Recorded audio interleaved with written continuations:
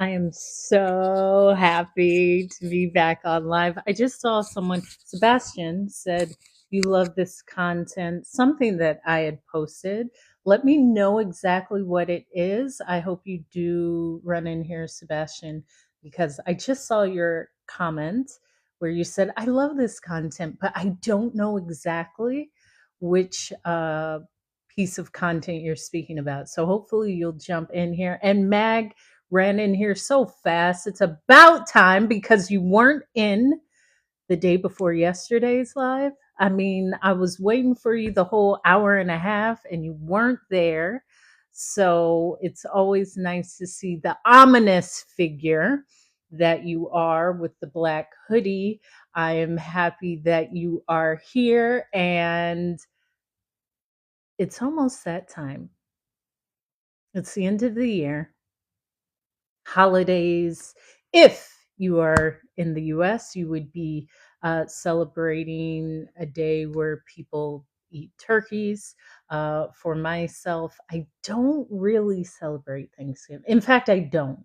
I will eat. I am. Thank you, Mag. I will always eat, but I'm not like, oh my gosh, it's that holiday coming. I don't care because my birthday sometimes falls on that holiday. At times it falls before or after. So this year it's 2 days before Thanksgiving. Once every 7 years it's on Thanksgiving. And so that's what I look for. And I said in my last live that thank you for liking the live. Thank you. And I'm going to do something different for the first hour. It will be the live, and then I'm going to switch it to my subscription members only.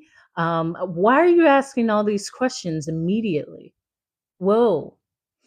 I was like inundated with just joined you. How old are you? Where are you from? It's far too many questions too quickly, my friend. Far too many. Not only are we not like on an interview, we're not at a lovely dinner. So take this, let this resonate, let it simmer. You just jumped into the live. Age, where are you from? I'm from heaven. I'm from heaven. I always say that. I'm from heaven. I resonate with the stars. But how are you? How old are you? None of that matters, my friend. This is what I tell most gentlemen who are around me. Enjoy your time now. You have your time with me now. What's with all these questions? Enjoy the goodness. Enjoy the beauty of my voice. Thank you, Sandy Gold. And I'm going to talk about my hair because I like, this is my pumpkin spice latte color that I've created. So I appreciate that. Enjoy the time you have with me now. To be frank, enjoy the time you have now in life. But any gentleman who has approached a lovely woman, like, chill. Just enjoy her presence. Enjoy what she is saying. Enjoy her radiance. Enjoy her beauty. Enjoy the energy that she has been birthed and is in front of you with all these questions. Where are you going? Where are you from? How old are you? No, none of that matters. Like, the fact that you're by me is enough because I'm going to get ghost. I'm going to leave. Okay. I'm going to leave. And that's the quickest way to get me to put on my running shoes, right? So I'm not going to answer all of that. Enjoy the time you have with me now, because now is all we have. And for my hair, you know what? I love being outside. I've done some content about rollerblading, and every day I make it a point to move. Now, I don't say that I exercise. No, I make it a point every day. There was a smart man who was in my life who said, you have 24 hours in a day. You can give yourself 1 hour to exercise or move. What's up? That's what I do. So when I rollerblade, sometimes I walk, sometimes I swim, sometimes I trail run, sometimes I hike, whatever it is. I will always move for 1 hour, but I love rollerblading because it keeps everything tight and it's fun. And let's like the live, continue to like and share the live. What's up, Lady T? I love my rollerblading because it makes me feel like that 12-year-old uh, rollerblading. And as I was rollerblading last week, this dude, he was like, "Hey, how long you been doing that?" I said, "What, this rollerblading?" He was like, "Yeah." I said, "Oh, like 30 years. What's up, OG Goonberry?" And he was like, "All right, all right. I'm going to get a haircut." I said, "Okay, that's good for you. You know, you're trying to get beautiful. All right." He was like, "All right, how old do you think I am now?" That is a setup because I will always add more years to the guess. I'm always going to add more years. So I was like, I don't know, like 68. He was like, 68? I'm 59. I was like, well, same difference. Okay. Well, you asked me. You asked. You asked me to guess your age.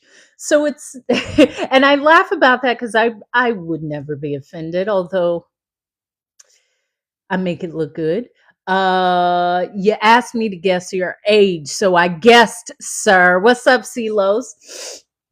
And I spoke about that because I was speaking about rollerblading because I make it a point to move every day. And as I was on my rollerblades, I'm okay, Machiavelli 41. That's what's up. I am like a nature goddess, earth goddess. And so I'll see herbs and plants and I'll just be called to them. And my mom would say, "You always bring back these sticks and these rocks." I do. I just am called to a plant and I'll take a branch. So I grab rosemary anytime I see a rosemary bush. I took some sage, some beautiful sage. Today I grabbed lemon balm. I grabbed pomegranate leaves because you can make tea from pomegranate leaves. You can really make tea from any leaf, just so you know. You don't, any leaf. So I'll just take any leaves, especially things that are currently in season. I strive to only eat what's in season. So anytime I receive questions like, "What do you eat?" I don't eat like you. Okay. This is why it looks great. Um, Cantaloupes probably aren't in season right now. And there's a reason. Thank you, Latanya, for the follow. There's a reason for that. And I'm a forager. Not I am, because that's like a representation. I enjoy foraging. However, when I choose to eat for what is currently naturally in season, it supplies my body with the nutrients that you would need for that season. And right now is typically the season of harvest. And that's why within the US, there is this holiday. I don't really say the name so much. I have shared that I am a part of the Choctaw Nation, Native American Choctaw, and I observe many of the practices. So it's not like it, I understand the holiday. I am American. However, I don't believe that it was beneficial for several individuals, but I digress. So, as I was rollerblading, I grabbed some sage and some rosemary, and this is for on your photo. You have that beautiful pink blazer. I used the rosemary and made rosemary water for my hair that I spray after I wash my hair and like daily. And I also made sage water. And I used that sage water all over my skin and my hair and in my diffuser. So I just put water in a pot and put the fresh sage and I let it boil down and I let it cool. And that is what I use in my diffuser compared to like essential oil. And I also use it in my hair and on my skin. Thank you, Betty B, for the follow. So when you commented about my hair, whatever herbs or things that I see, I will take and make into something that can be useful for me in some way. Let's Thank you for continuing to like and share the live. And that also comes from me rollerblading. It's useful. It is exercise. I feel great. Um, yes, exactly, Mag. Yeah, that I have that effect on people. Thank you, Cece. There's always a new look. There's always a new look. Um, Okay, yeah, and they can be yellow and you can still use them for medicinal purposes. You can use them as scent.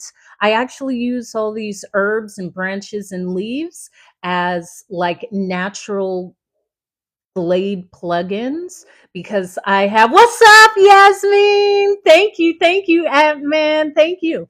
Um, I had a cat named Sekhmet, and she was allergic to candles. And a lot of these candles and plugins have so many additives.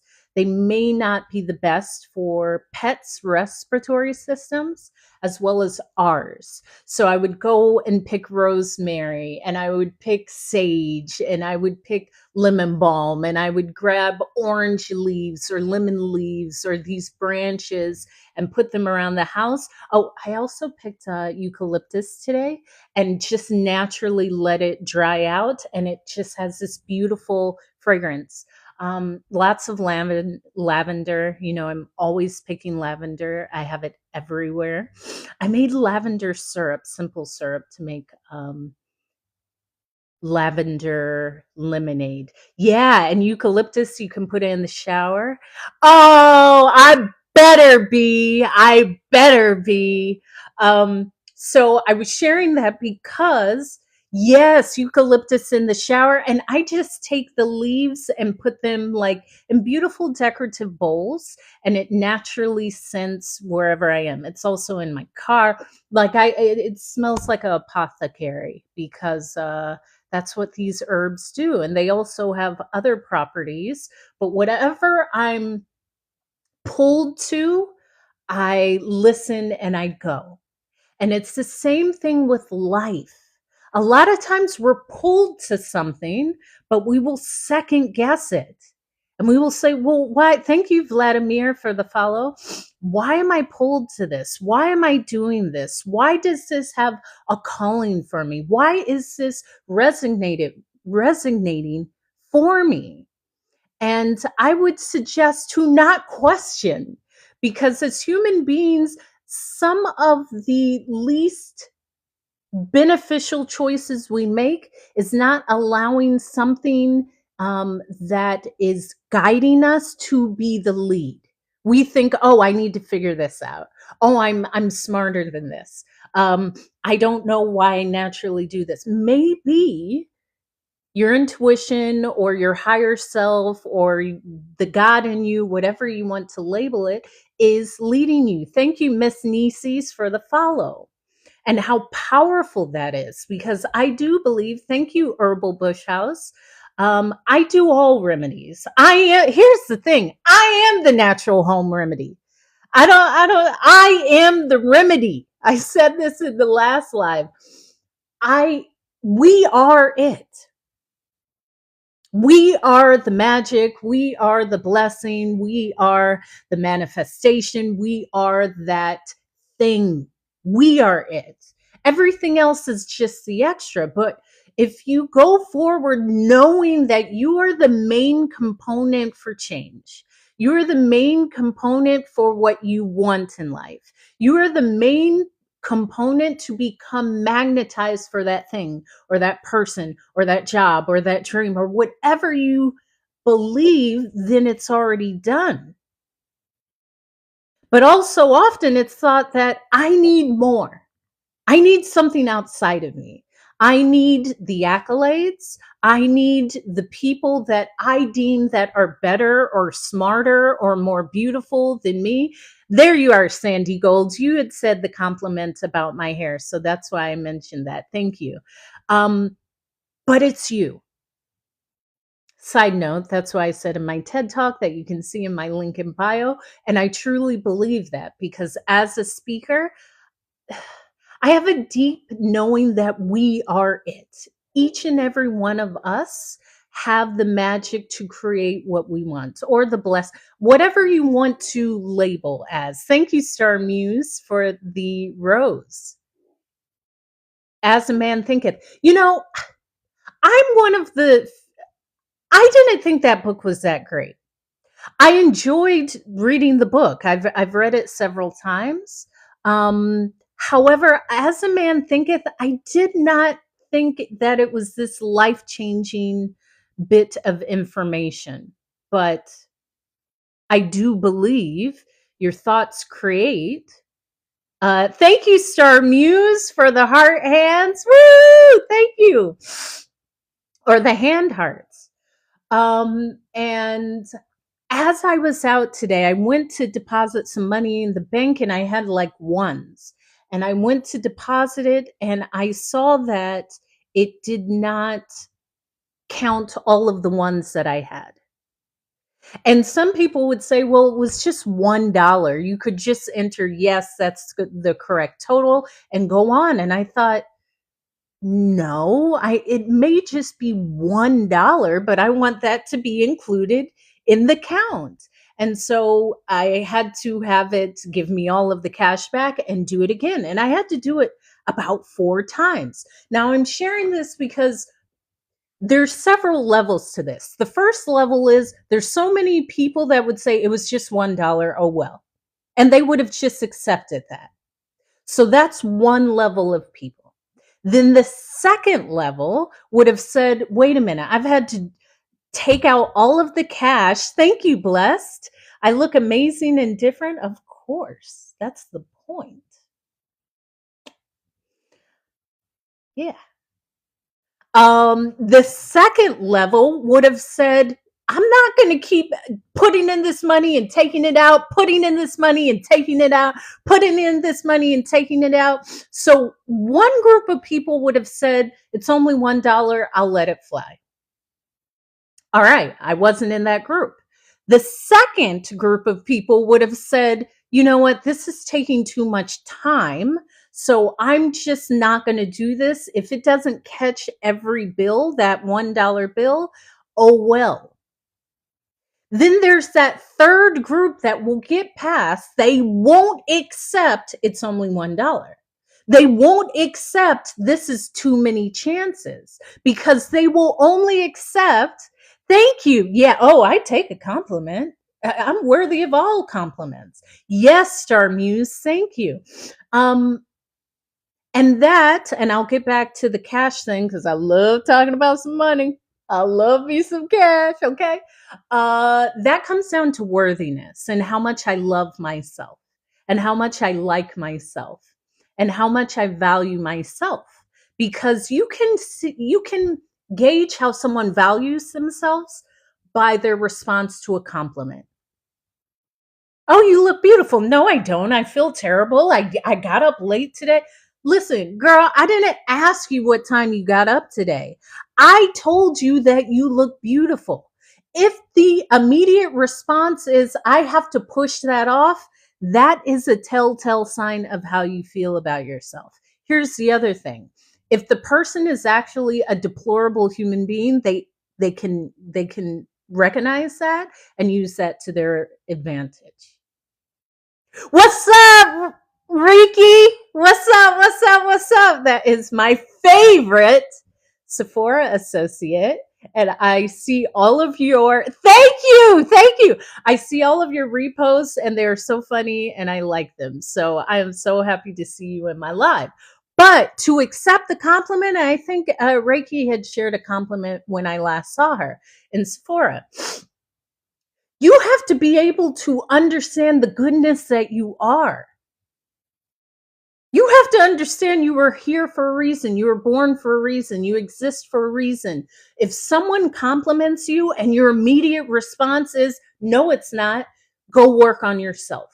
Because that means you're not at 100% of I love myself, I like myself, I respect myself, I see myself, and I'm great.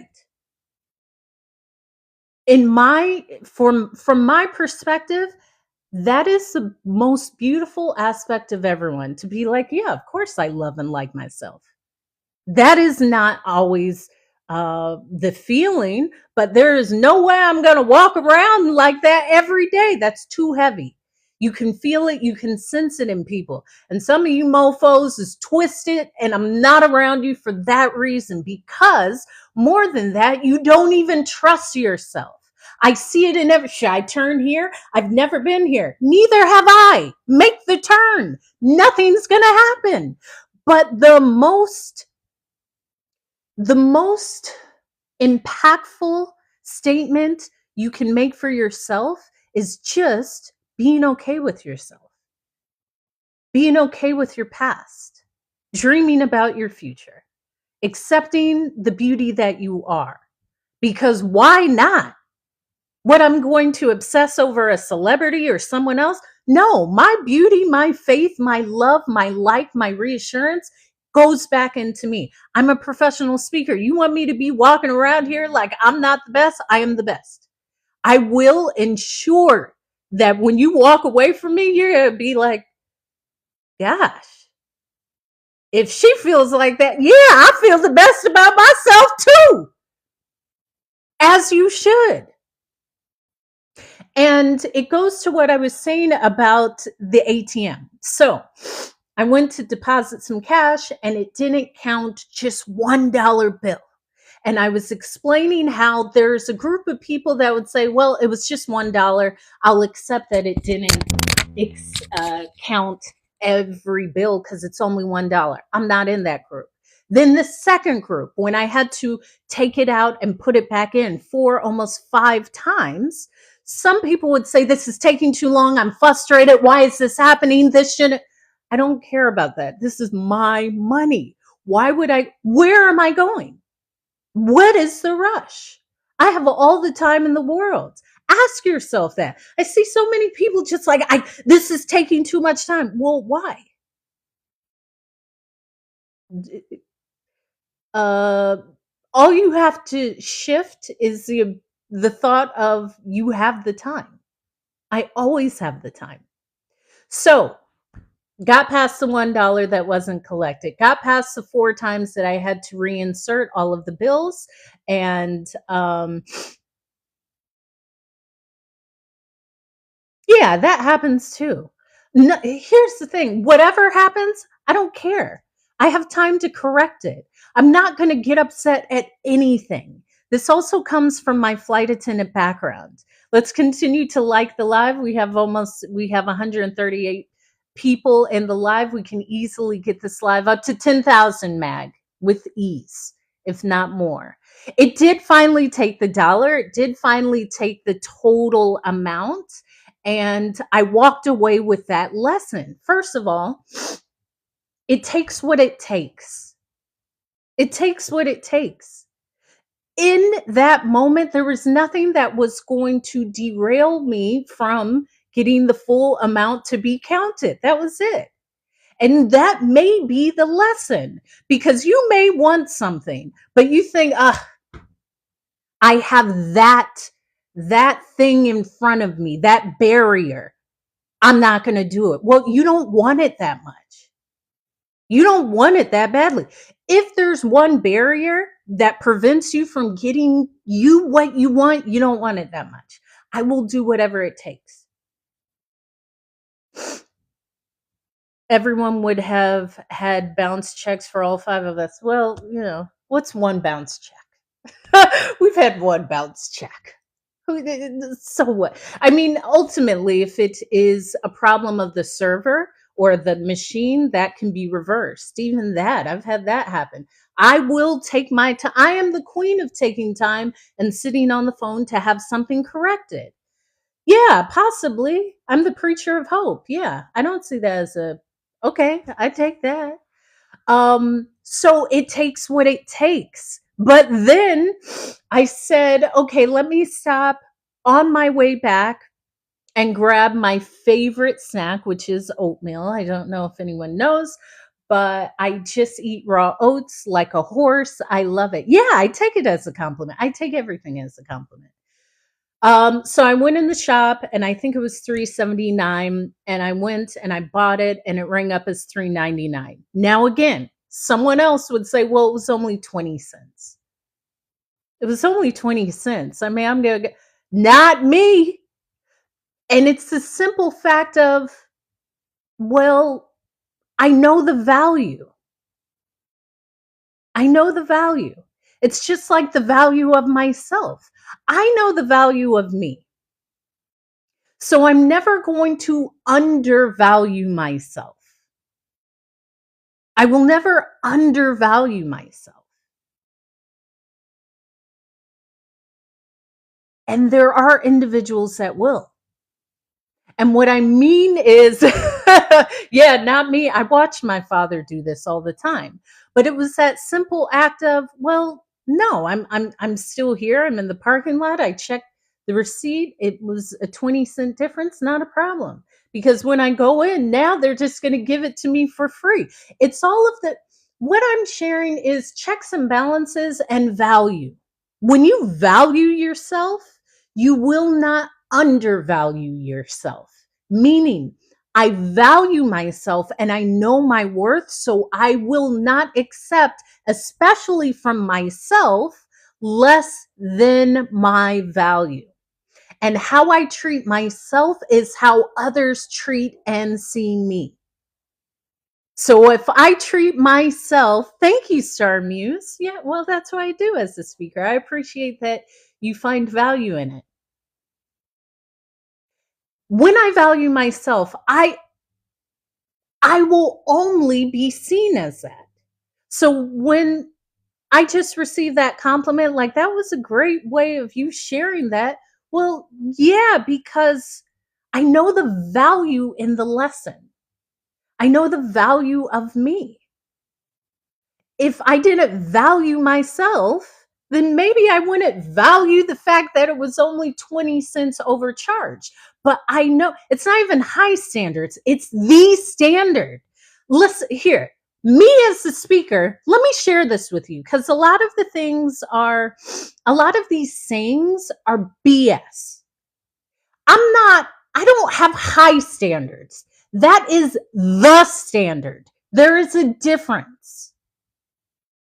Now, again, that's how I see it. But from the outside, someone may view that as a standard that is higher from what they would do.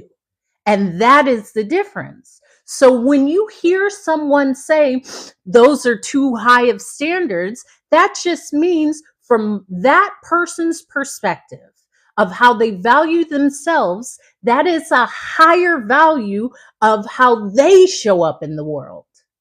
Does that make sense? And I'm not saying this as a negative or a positive.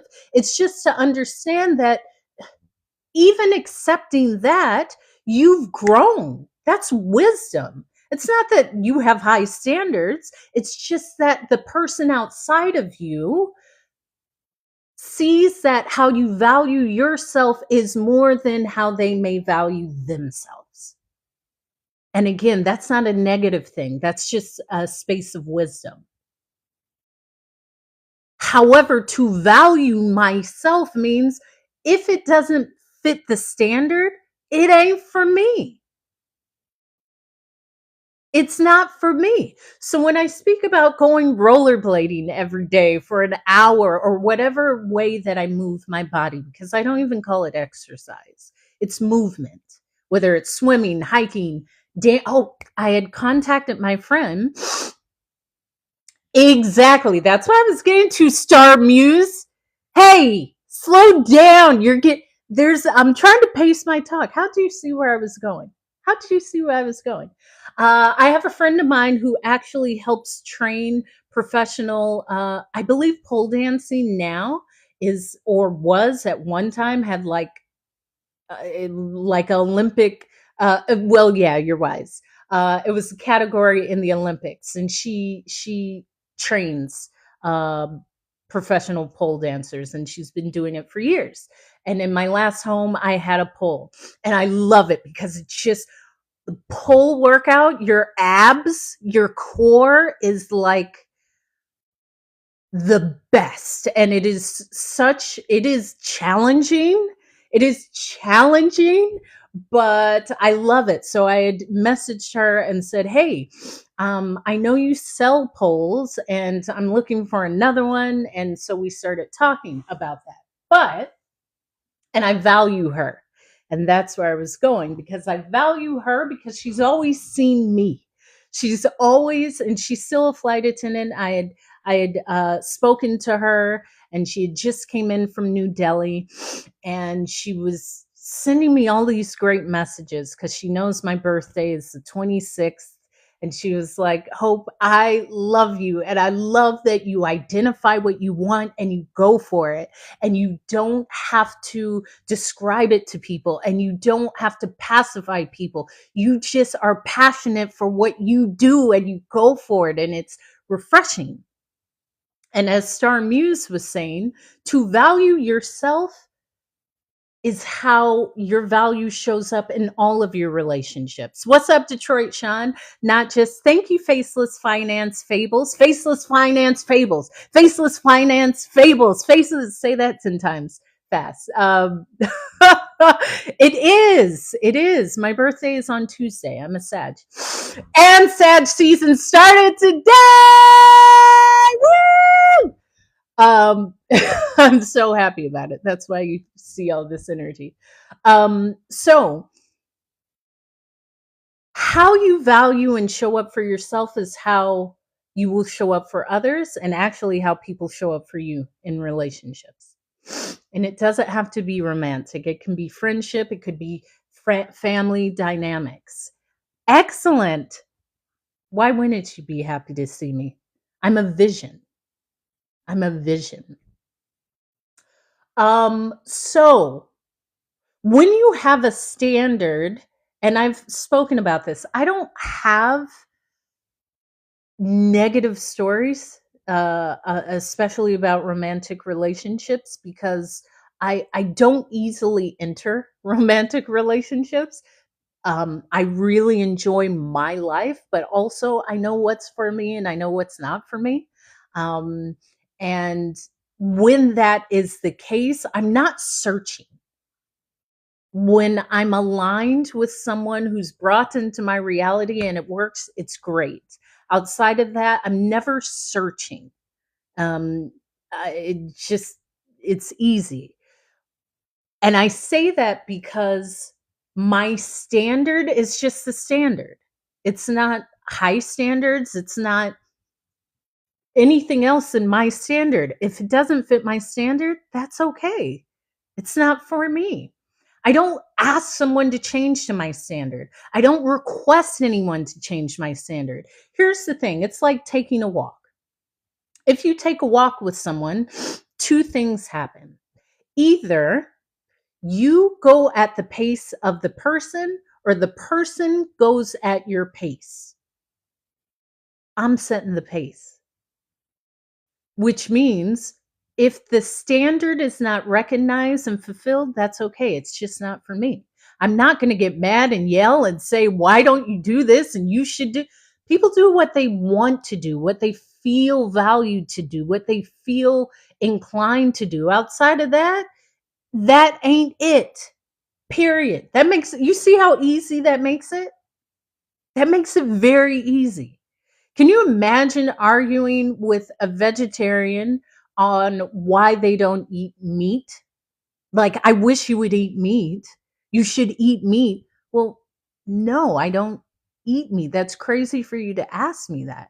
But if you believe that I need this person to adhere to my guidelines, then that would make sense. That doesn't make sense for me.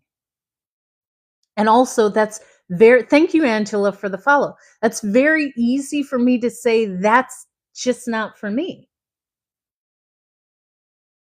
But that's also because I value and I love, like, respect, listen, and forgive myself. If you can't forgive yourself, you probably don't forgive others. If you don't listen to yourself, you probably won't really listen to others. If you don't like yourself, you will find every reason not to like another person. And these things come up in different ways. Thank you, Faceless Finance Fables. They come up in different ways, especially in close relationships, like romantic relationships. And I find that I've learned so much about myself in those spaces. Because even as a speaker, I can speak about everything, and I'm great at it. But in close dynamic relationships, specifically probably a romantic relationship, that is still a point where I am learning to use my voice because that vulnerability. And I say that with ease because once I say it, I'm aware and then I work on it. Not even work on it. I'm aware because once you're aware, it's already shifting. There's a space where I wasn't aware. Yeah. Yeah. Well, no, I attract listen, well, hope just attracts, okay? I just attract. Thank you for continuing to like the live. We are halfway to 10,000. So, I shared those two stories about the ATM and the 20-cent difference because of value. And it will always come down to your value. And I value myself, and that's why I have my movement every day. With pleasure, Cliff. That is the point, to inspire you. That is why I drink water. That is why I have my clarity of mind. That is why I'm living in a passionate state. And it's looking good over here, honey. I mean, I'm clear in the sense that everything I do encourages the best version of me. Whether it's movement, drinking water, meditation, journaling, actively building my voice as a speaker, not consuming alcohol or recreational substances. Because here's the thing, that's not adding to me. And not saying I have not, but I got to a point where I said, is this adding to me? Now it's great to dance on beautiful bars all over the world or the south of France or the south of Italy or all over the world, which I've done. But then I woke up the next day like, okay, I just don't feel um, my most fulfilled self. Yeah, that happiness within yourself is intoxicating. And when I say that clarity, it's because that ability to wake up and say, I am clear. I am not, I am not recovering from the bender last night. I'm not recovering.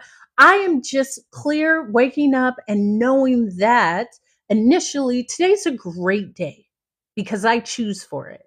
And I've chosen that because it is. I don't care what's happening in the day. And I had shared the story when my father died last year on his homegoing day, on his funeral. I had woken up that day and I chose that it was a great day.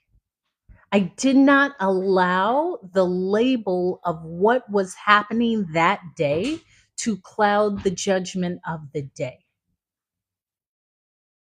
I did not allow the thought of, "Oh, I'm going to my father's funeral," to say that it is a bad day. No, I get to choose. I get to choose. And I remember meditating a lot longer that morning for about an hour and doing a journaling session where I said, today is a great day. I am the light of the day. There is greatness in this day. Yes, more life.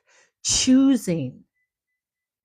Well, that's right, Sherelle, but I'm actually going to I will be speaking to new hire flight attendants. There's uh yeah, believe it or not, they will actually have me to hear from. Um and it takes time. When I was let me finish about choosing the day. You choose the day you choose to have. I don't care what's happening. I'm choosing that this is another day I have, and it's a great day, funeral or not. Someone stepping on my toe, someone cutting me off in traffic. I don't care. It's a great day. And keep checking in. Yes, and being able to process that is an amazing feat, and it is a tool. So, with the new flight attendants, I mean, the flight attendant I was the day that I got on the line was not the flight attendant I was 5 years, 10 years, or 15 years later. It takes time. Also, age has something to do with it. Man, I was out every day, okay? Every layover. You mean to tell me I don't care how much I'm getting paid? I get to travel with this beautiful face, this gorgeous mind, this charismatic attitude around the world. I'm going out on every layover. The world is going to see me. Like I was a lot different then. The 22-year-old me was enjoying every aspect, and that's a part of it. I started that way to become who I am today. I don't knock that. I don't in fact I encourage that. That part gets you to another space. That's it. That's it. I remember I was always running in to check in, like running into the airport with like 5 minutes to spare, and it was a 20-minute walk. Like, I didn't, you thought I care? I didn't care. Did you hear? Some of you are new here. I was the one that took a 3-hour break. Who does that? Who? Me. Not, okay, 45 minutes, you took an hour. No, I took 2 hours and 45 minutes with ease. I didn't even rush back. I was like, oh, well, I live. Okay. I push the boundaries, I push the barriers. And it's worth it because I laugh and I share that story because it not only taught me something, which is if you would like to have continuous employment, I don't advise that you take a 3-hour break. Number one. Number two, it's always leading you to the next. It was never, I wish I wouldn't have done that. In fact, I don't even think I thought about it that much. No, I did I did it, and I'm persistent, so I just showed up the next day like nothing happened, or 2 days later, because you just have to be persistent. I'm this is where my success comes from. I don't carry that. I don't carry that, and it wasn't this big thing of, "You took 3 hours, get out of here." Everyone was very nice, like, "Alright, take your makeup brushes and go." Okay, go, Hope, go. I was like, all right. And I came back 2 days later. And that just shows my persistence. But it also led me to the next chapter of my story, which was flying, which I did for 15 years, which got me to this of being a professional speaker. So it's all leading you somewhere when you allow that to be a lesson and not a failure. It's a lesson, not a failure. Nothing will stop you unless you allow it to. There's nothing that I will ever come against that will make me say, okay, well, this is it. Of course not. It's it's not. Hope is so real, but she talks what we're yearning for. Okay, Cliff. Yeah, yeah. I know a few people have some fired stories, and it's not even like being fired. They just said don't come back. I guess, is that being fired? I don't technically. Yeah, I did model. I did. And did I? Yes, I did. And I had shared that I enjoy it. I still model every day. We all are modeling and we are all acting and in some fashion. However, I enjoyed it, but not enough because this was a different time. It is a little bit different now. I mean, high fashion is still high fashion, especially outside of the US. The US has a completely different um, outlook. But yeah, and I don't even label it a mistake. It was a part of the journey and a redirection. Uh, Most places are still congruent with, especially high fashion, having a certain look and a weight. There's been a new movement of inclusivity with all size ranges. Now, most of Europe and high fashion is still going to be in that small sector of this is what fashion is. But I much enjoyed things behind the lens. I started with makeup artistry, and I was a traveling makeup artist for some big brands, and I was using that to get into the fashion industry because I thought, well, if I'm doing makeup, then I can easily become a model. And then I thought, well, if I want to model, just model. Why would you become a makeup artist to model? But I've always loved artistry and skincare and all of that. So, did modeling, and I yeah, I like the artistic development side. So I do enjoy being like a creative director or a stylist. Um, I love creating a vision of a photo shoot or a set or things of that nature. Modeling is cool. It's a skill. It's an art. But I have that eye for, especially for artistic creativity and creating a feeling. That's what I love to do. My daily routine, um, living a great life, which starts initially with no phone. I do not sleep with my phone near me. Thank you, Travel Mix, for the follow. I don't sleep with my phone near me. In the morning, as soon as I wake up, I put on something positive, either like 432 megahertz music or affirmations. Thank you, Sherelle. Thank you. I appreciate that. That means something because they are. And that is my intention. And I'll speak more about that because that comes down to health.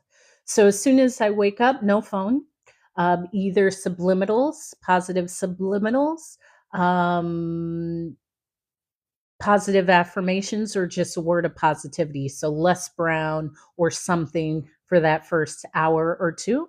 I immediately grab my journal and I will write my dream, and then I will write like the most beautiful day. Like I'm captivating, I'm smart, I'm successful, I closed this deal. Oh, the my body is healthy. I will just start writing the most positive things about myself, about the vision of my life, about my family, about what I want to see that day.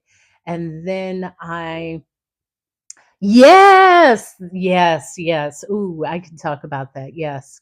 Yes, absolutely. I love that because it really is about like sharing love for others as a cosmetologist. I go into I am statements. Do you want me to share those? I can hold tight. I will read to you what I wrote this morning. Let me get my journal.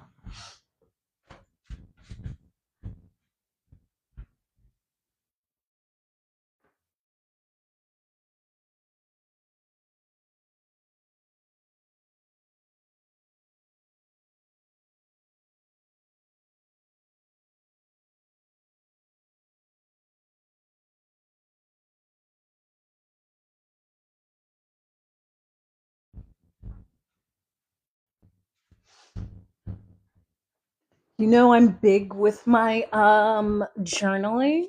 So this morning When I go into thank you, Golden Girl 7. Yes, I started with I am worthy of the greatest life. And so this is how I journal. It's just like free writing. This is the first page, this is the second page.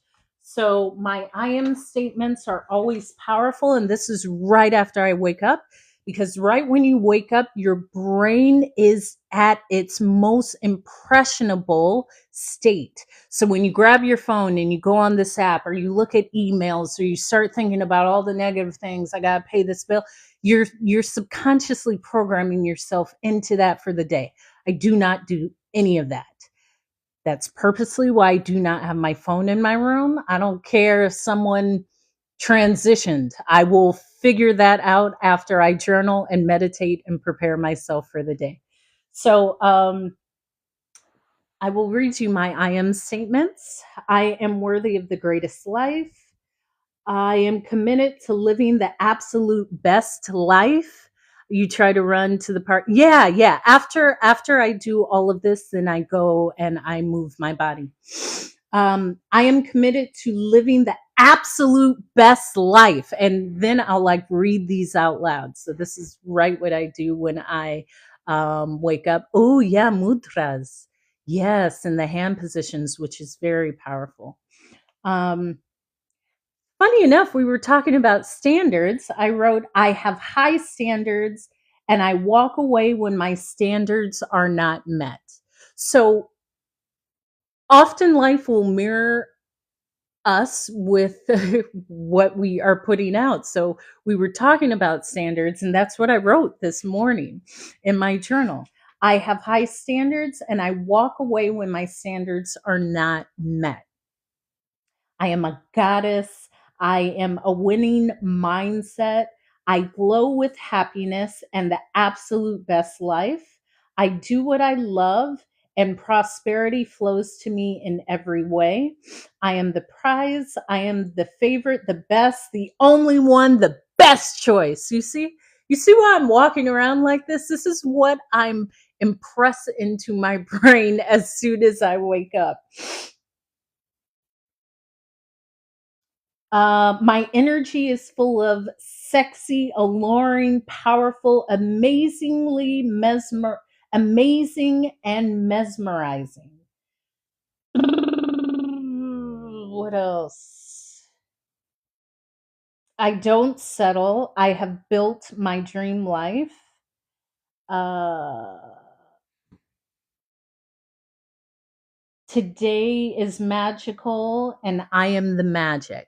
So this is a part of my daily routine. So I go through all of this, and then I meditate for about 20 minutes, which for me is deep breathing, closed eyes, with either crystal sound bowls, silence, or some megahertz of music.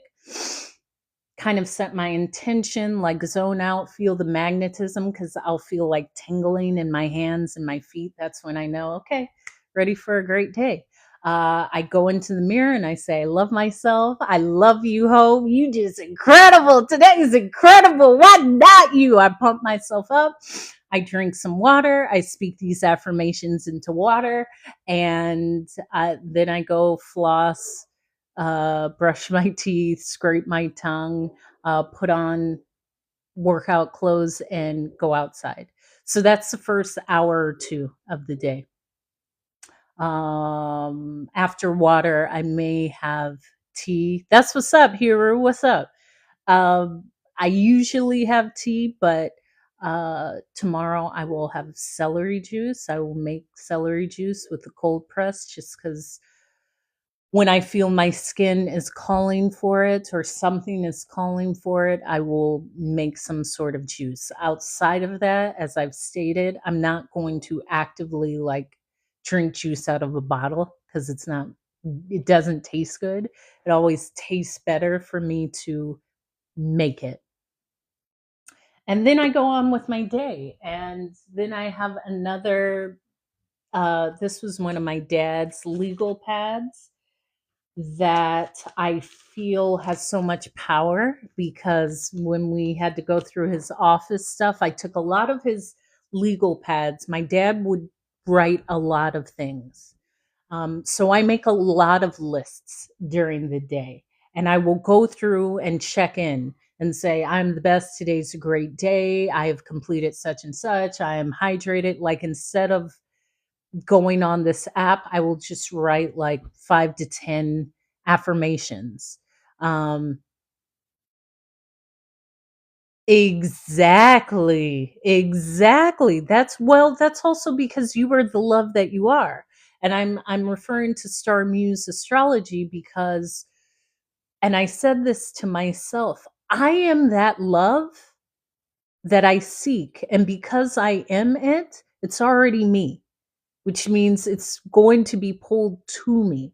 I'm not begging or asking someone for that love. I'm it already.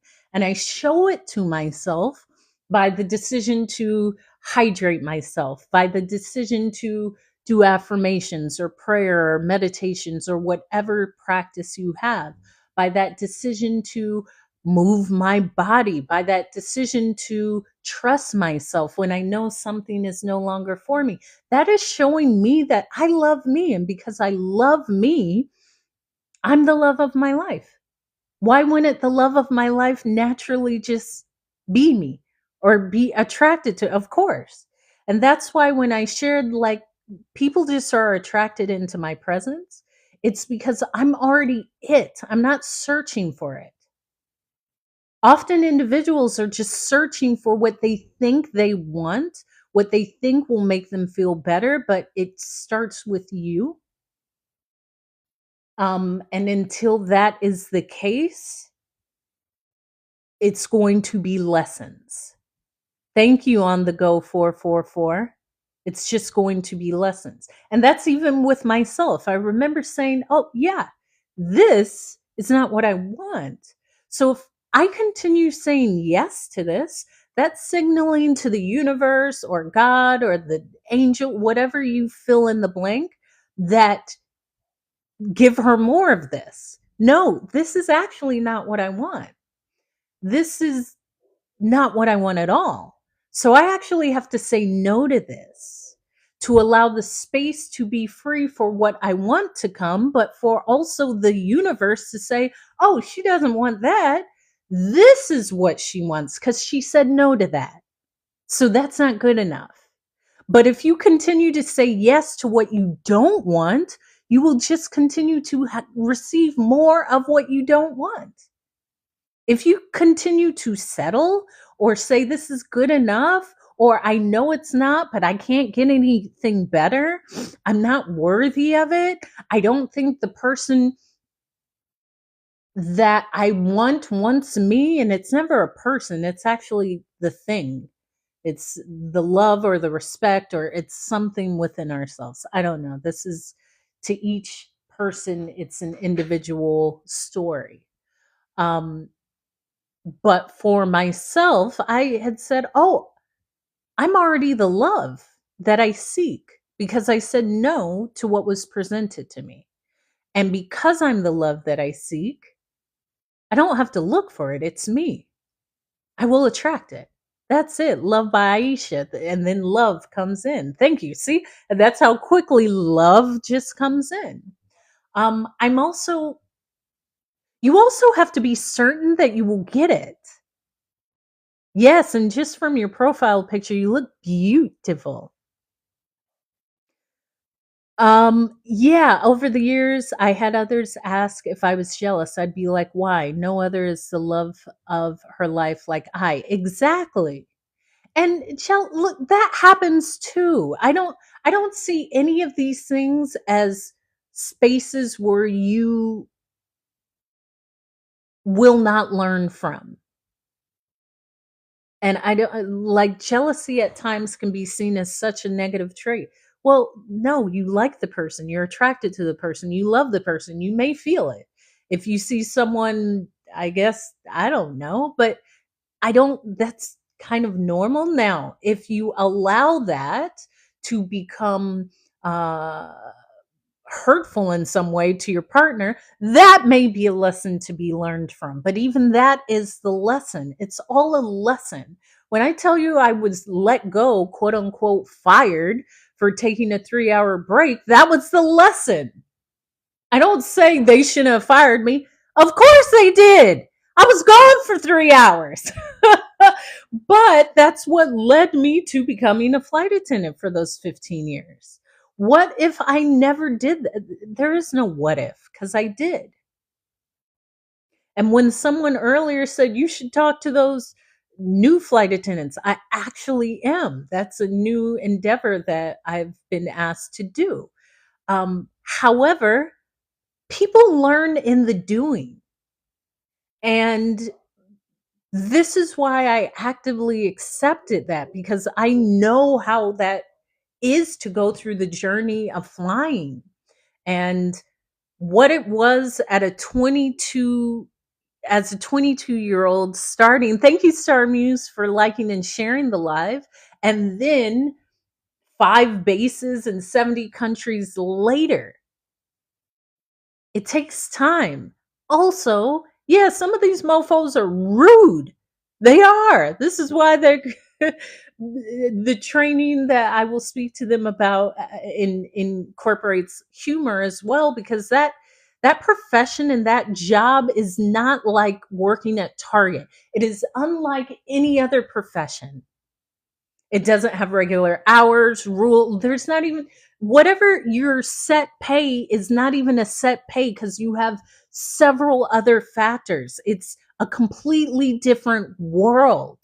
And a lot of times, especially if it's a new flight attendant, you're navigating that. You're navigating traveling. You're navigating not sleeping. You're navigating being in new spaces every single day. Most people couldn't listen. Most people don't have it in them. They don't have it in them. They are easily triggered. They could not handle the amount of changes and the lack of control. So there's that element too. I loved flying. I still love it. It's brought me the version of me that you are seeing now. And I'm an exceptional flight attendant. However, I've shared this before. I knew when it was no longer aligned with me. And the thing is, being a flight attendant, did I ever have a scare? Watch my TED Talk and my link in bio. But what is a scare? A scare. Here's the thing. There's nothing in life I'm afraid of. I am fearless. A scare of what? The only scare that most people think of is not being in this physical body. No, that's going to happen.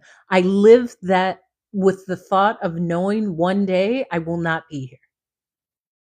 The opposite is how a large portion of individuals live. I am never afraid to be on the other side. I'm not afraid of anything. Why? If you knew who stood and walked beside you at all times, the people that came before you that you have no idea about, the strength of your human spirit, the strength of what you survived because you're here today, you've survived all your bad days. Why would you ever be fearful of anything? Also, I've lived a colorful life. I've done a lot. But this goes back to my flight attendant days. I've been to like 70 countries.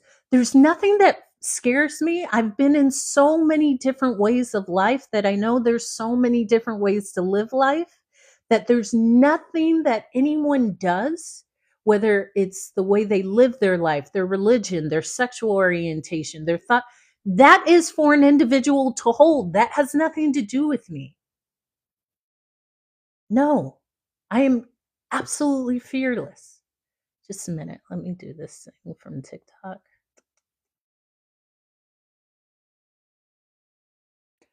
And here's the other thing. Thank you, Glenore, for liking the live. Let's continue to like the live. We're halfway to 10,000. Everything that people are afraid about, I've done. I've done. Being fired, I took a 3-hour break. They told me not to go. My dad used to fire me from his office all the time, but I would just show up the next day. I mean, you're my dad. You can't actually fire me. And he taught me to be persistent. So being fired, done it. Nothing happens. Nothing happens. I've spoken about the time when I was in Argentina, Buenos Aires, and I was ran over by a motorcycle. Okay, I lived. I hyperextended my knee, but so what? I've not having money, that's temporary. And there's always, I've put out so much good that there's always people like, oh yeah, I can help you, or come stay here. That I'm not afraid of anything. Leaving a job, I've done it. Moving back home, I've done it. Like everything people are afraid of is BS, because you're only fearful because you don't believe you can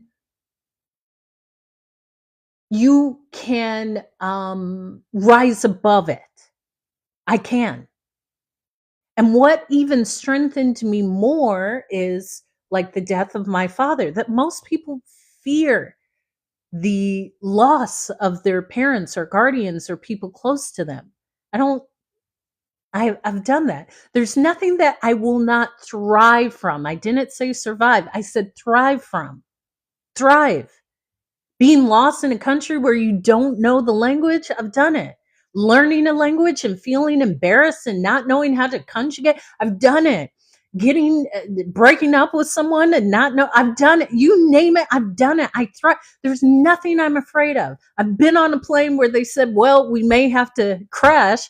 Okay, well, then this may be it. So what? I survived it and I thrived. What am I to be fearful of?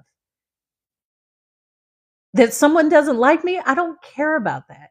What someone thinks about me is what they think about me. That's none of my business. But I also care and like and love myself. So whatever thought someone has of me is okay. And I mean that. Whatever thought someone has of me is okay. And I mean that. Whatever thought. That's for them to hold. I've had many people that don't like me. So what? Sometimes they voice it, sometimes they don't. But I like me. So because I like me, I don't factor in what anyone else thinks about anything about me. In fact, I'm inspired that you feel so strongly about something. Here's the other thing. Most people don't even like themselves. Why would they? I'm extremely confident. If you do not like or love yourself, just my sheer confidence and the energy that radiates from me will probably allow you to feel something. You trust me as a question? You don't, sure. But there's nothing that scares me.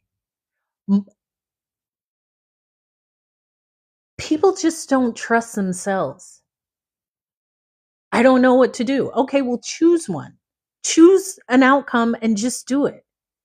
I don't care. The thing is, if I don't know I always know what to do because I just choose a choice. I trust it and I go forward.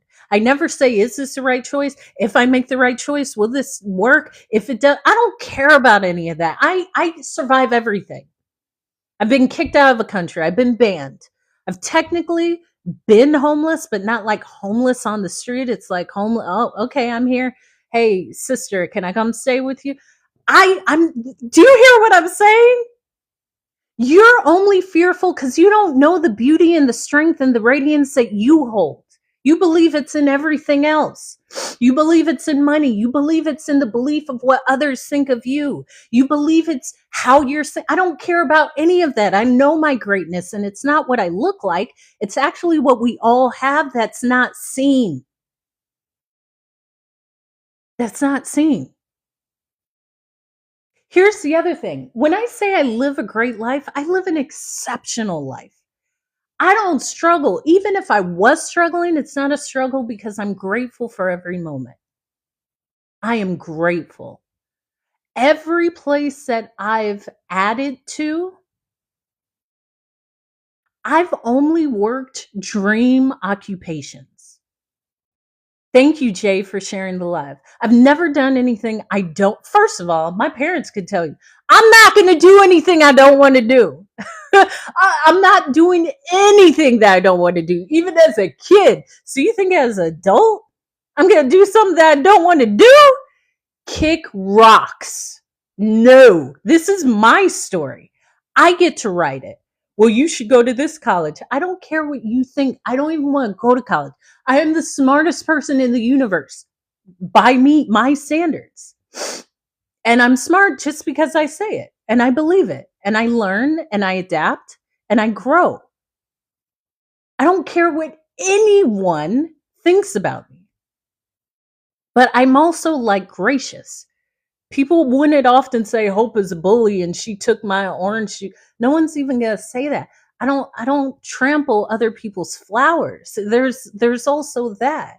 But when I say I've only had dream occupations, me working as a traveling makeup artist, it's what I loved. So I went into it and I excelled until I questioned myself and said, do I want to continue this or do I want to do something different? I don't. Okay, find something else. I didn't say I can't do anything else. Why would I want to do anything else? Why people are going to make, I don't, people are idiots.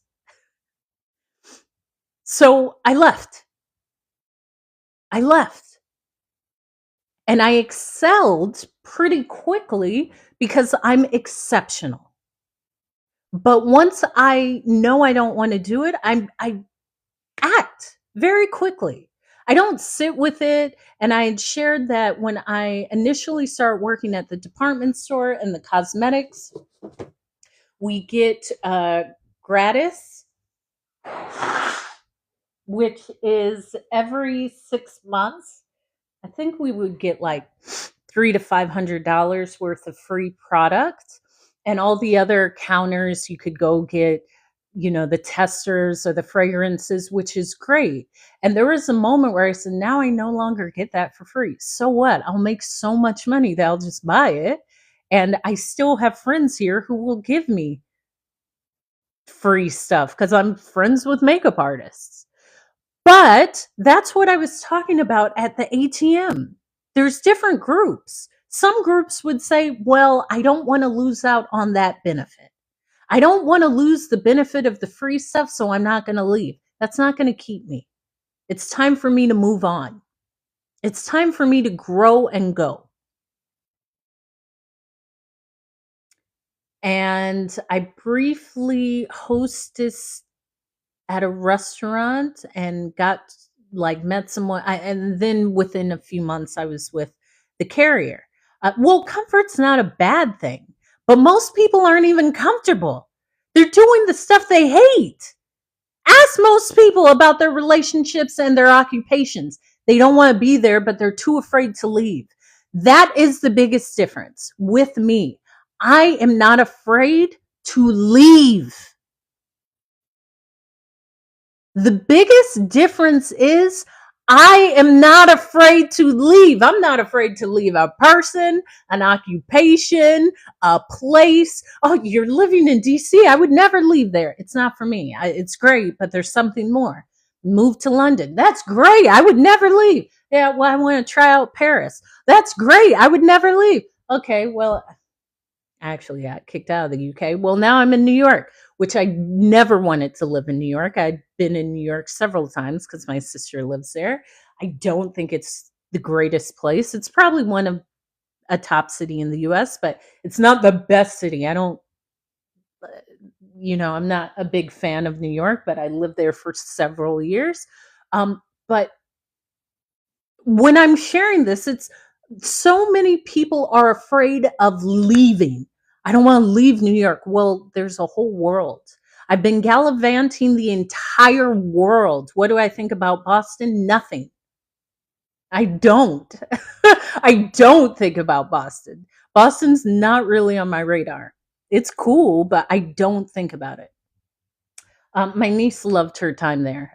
She went to university there. What's up, Red Baby G? But I don't think about Boston. It's never in my factor of thinking. Uh Maui, love Maui. Like, I'm never afraid to leave. This also speaks of relationships where I've checked in and said, yo, I'm not actually receiving what I need. And I've communicated this with my partner on a concise level. And they shared that they heard me. Um, yeah, well, that is true, Terry, but most won't. That's very easy to say. I'm fantastic, thank you. And yeah, it is a big world. Now, also leaving was because I know I'm never leaving. It's not like I'm ever leaving and it's always here. Every place I've lived, every sure, but also you have to change to become comfortable with change. If you don't change, then the comfort with change is not going to be there. So you would have to start that cycle of change to understand that it's not that life changing. Is that, and it can be, but that's up to the individual. But I, we've pinpointed something here. The biggest thing is I'm never afraid to leave. I'm not afraid to leave. And sometimes that's especially within relationships. Often the biggest sign that you want change is you have to be ready to walk. If you're not ready to walk, you don't want the change that bad. And with a career, the thought is, how am I going to do it? How am I going to make I'll make it work. I'll make it work because it's me. Why not me? I have everything it takes. I've thrived in everything else. And it's not about anything outside of me, it's about me. So yeah, there is no fear. That's not here. Um I speak in I. So yes, Terry, of course, but I would read that as I am the international citizen and I embrace the world. Um if you haven't seen the world, you don't understand what that statement means.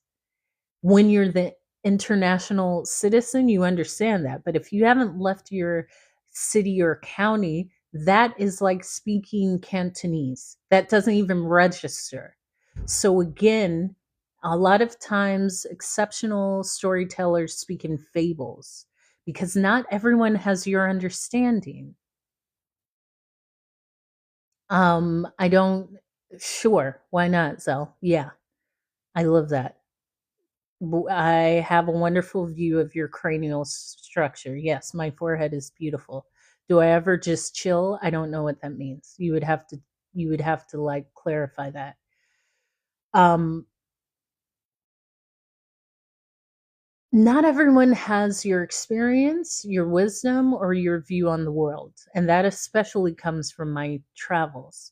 So when I speak, I strive at speaking in a term that's easily absorbed because like sit on the couch and cuddle, sure, why not? But like, could we? No, we aren't doing that, Hero. No, we let me specify this, we are not going to sit on the couch and cuddle. No. um Maybe in some beautiful space like the Seychelles or Zanzibar, but we aren't just sitting on the couch and cuddling. That is not anything that I look forward to doing.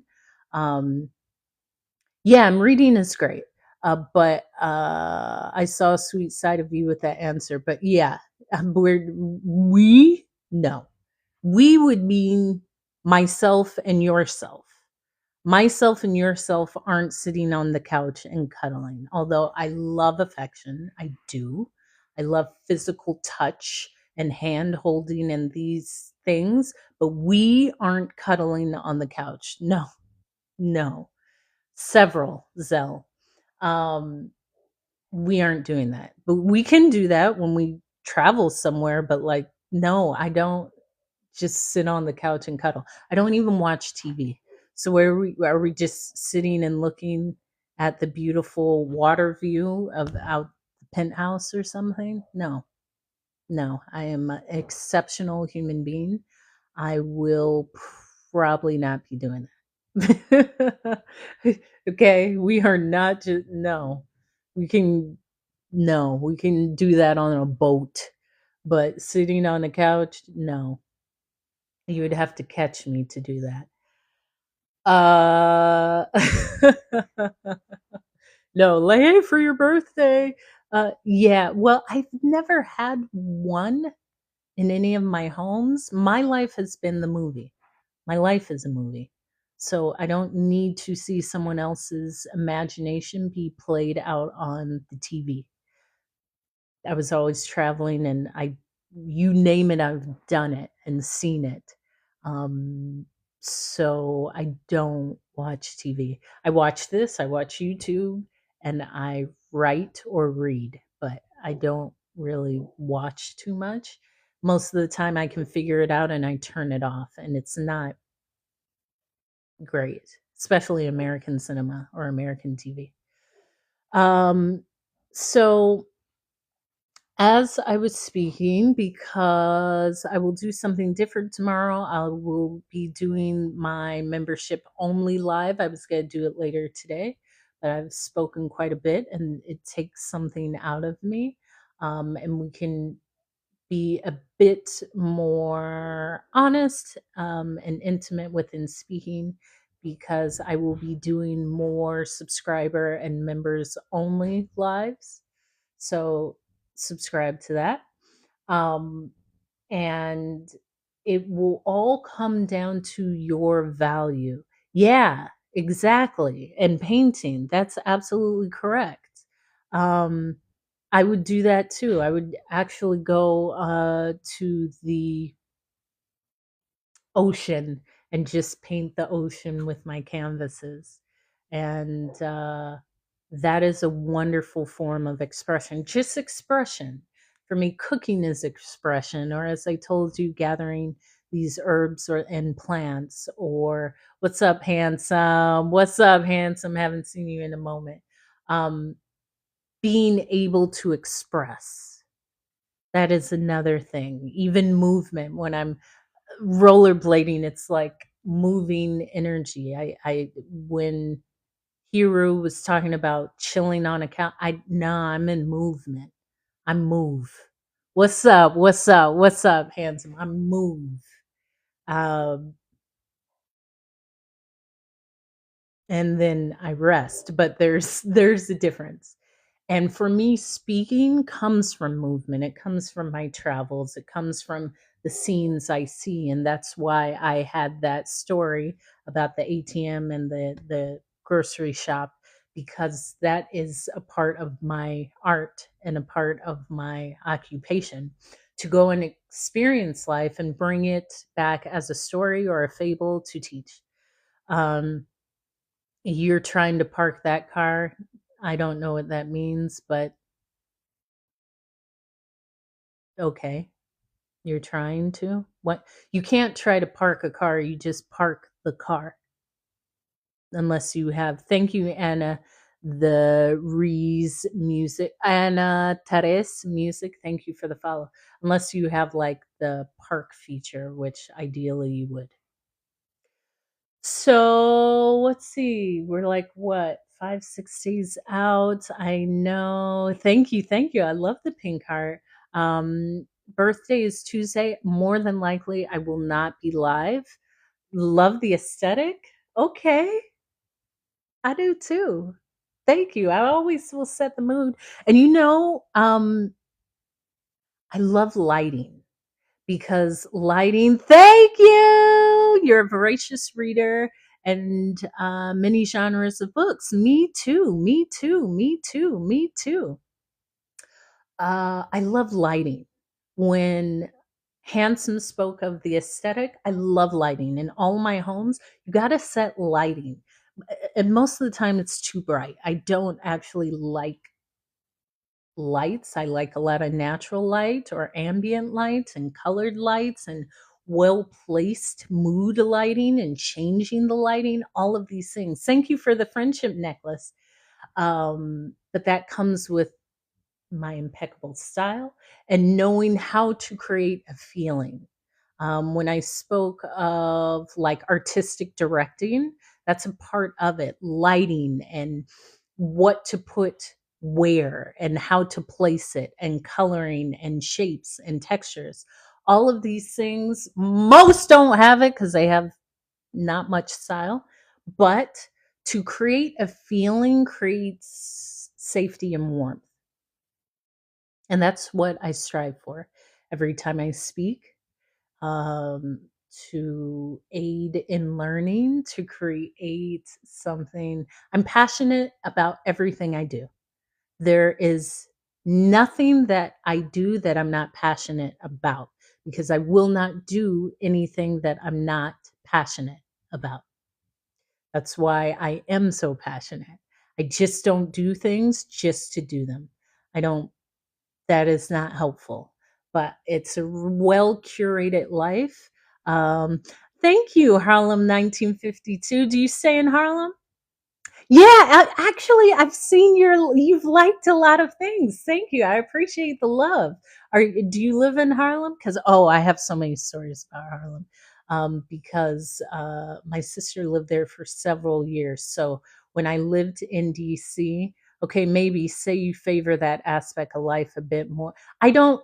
You're thinking in your space. I don't even know what that means. Maybe say favor. Okay, maybe say favor. I don't clarify that. Oh, okay. My niece was born in the Bronx hospital, and her father lives off Pelham Parkway. So, I have stories about the BX as well. Thank you, Anna. That is the point, to be inspiring and make it look good. I have stories about everywhere, but I've had my chapters of life are in the cities I've lived in. So New York has many chapters. The East Coast has many chapters, whether it's New York, whether it's Jersey, whether it's DC, because these are places that I lived for considerable amounts of times. But we show up differently in all these spaces. And that is a part of it. When I say I'm not afraid of anything. But the biggest fear is the fear of leaving, because the fear is if I leave it, it's gone forever. No, it always resides within you. Whether it's leaving a person, separating from a relationship, you've never left. You always have those times, those moments, what you learned, what you've grown from within you. So it's never just invisible. It's always with you. And you can always come back. And I would say that as a flight attendant, because we would say if we didn't do it on this layover, we could just come back, which is the truth. You can always revisit, you can always come back. So when I say I'm fearless, yes, I'm never afraid of leaving anything, anyone, any place, any thought, any job, just any, and you put that last thing, but you can always come back. And understanding that you're never leaving a place. How often do you separate from a person, but you think of them, or there will be a day or a song that will come up and you'll be reminded? It's because it's never gone. So when I say my superpower is I'm never afraid to leave, it's because I know leaving is like a construct. It's not real. Even within people, like when people pass away, they don't. They're always here with you, the lessons, the thoughts, the memories. And yeah, there was this funny story about the Bronx that I was no what's memorable when you say about the Bronx. I remember me and my sister were eating at this Mexican restaurant in the Bronx the day that Michael Jackson passed away. And my sister was pregnant, and I found in the Bronx the day that Michael Jackson passed away. And my sister was pregnant, and I believe I had some enchiladas, and it was that whole thing of did he not, did he not, and I was so sad because I am a huge, like millions of people, Michael Jackson fan, and I cried for weeks, like I was sobbing, like I was like incredibly sad. Yeah, incredibly sad because I will try to find it. It's on YouTube. If I can put it on my Hope is Speaking YouTube, I did a flash mob. Exactly, Red Baby G. I did a flash mob to Thriller in front. Whoa, that's wow, what a correlation. Thank you for sharing that, Anna. See how many of us resonate with that, with just me sharing that? So many of us resonate. And I find as a speaker, the beauty in the spoken word is when you reveal your truth, you see how your truth resonates with so many others. Thank you for the rose, Red Baby G. I did a flash mob dance. Thank you. Uh, in front of the Tate Modern in London. So I'm going to see if I can like put that on this account. When I say I've done a lot, I've done it all. And I remember how I got involved. I knew some people, like a choreographer who asked me if I wanted to participate. I was like, of course. And I'm right in the front, and it was amazing. Was it Thriller? It was Thriller or Beat It, but it was so much fun because it was within the first 6 months of me living in London, and I'm doing this huge. Of course I do. Uh, there was hundreds of us doing this flash mob, and it was the year. I believe it was the year that he died. Yeah, because he died that summer, and this was like in October. Exactly, Harlem 50. Exactly. It was like a shock. And I remember, yes, Jackson 5. Yes. Oh, we need to do a Mike themed live. How about we do that? Um, because I use him as an inspirational guide as well. Mike changed the earth, but he also changed how artists show up and how artists are compensated and how so many things beyond his gift. And now I'm going to go listen to Michael when I get off because the beauty is when you are in line with your gift, so many others are uplifted by just the beauty of what you do. Hold on.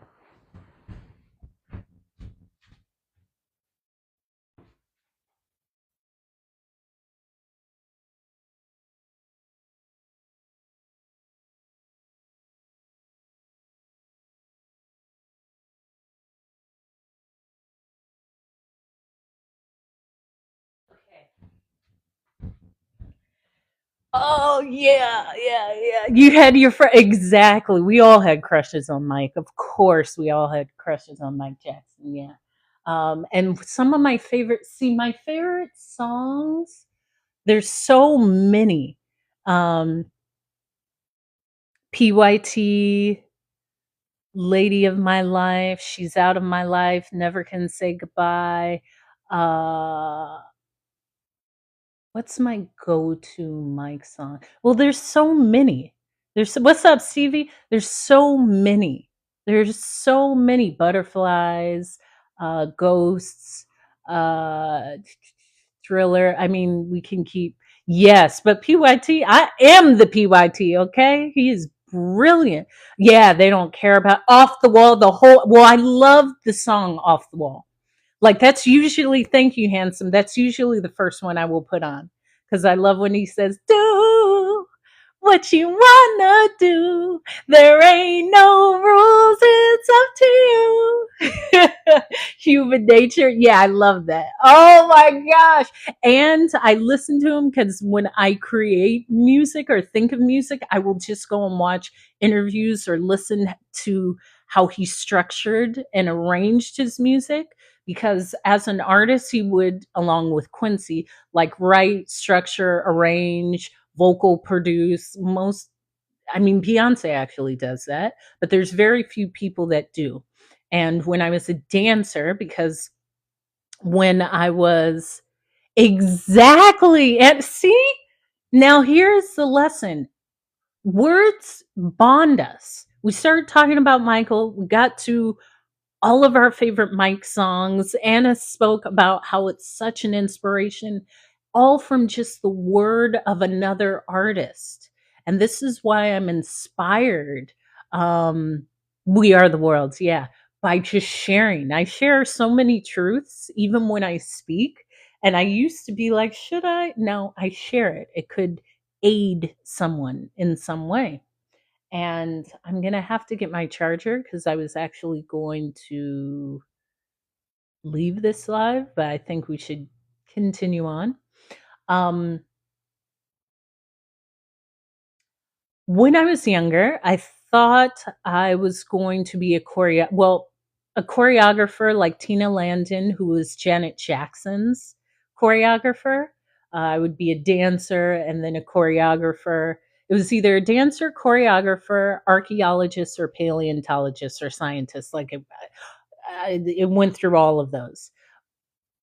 But Mike would choreograph, like he was doing all of the dances and he would think of him and choreograph him and then teach them to his dancers. But he also had, what's his name, who was one of the choreographers for Beyonce, who went away for that last tour. Um, his name will come to me. But that was like incredible because usually you have your choreographer who teaches you the dance and then you learn it. No, he was seeing it in his mind. It's not next level. It's when you're so connected to your purpose, it just comes out.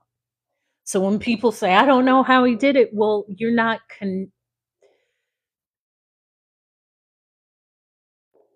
to connect to your purpose already takes an act of courage. Specifically in the US, to be purpose driven isn't taught. It's not a part. Um, you hope I meet, I will. Why 1 million? Why not 5? I will. Um,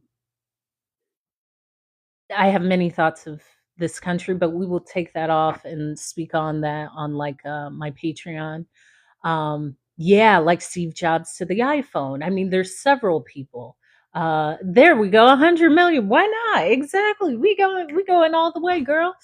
And thank you for that.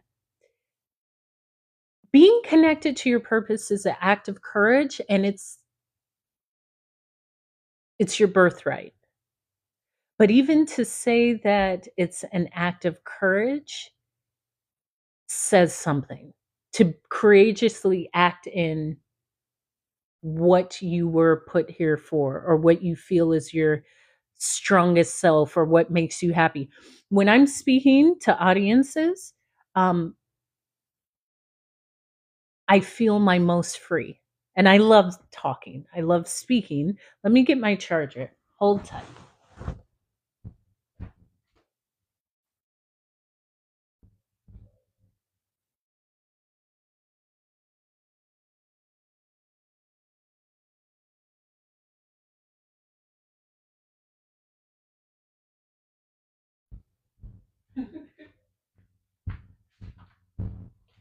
Okay, so I will have to, yeah, it's a feeling, but so many, I'm going to have to unplug my microphone.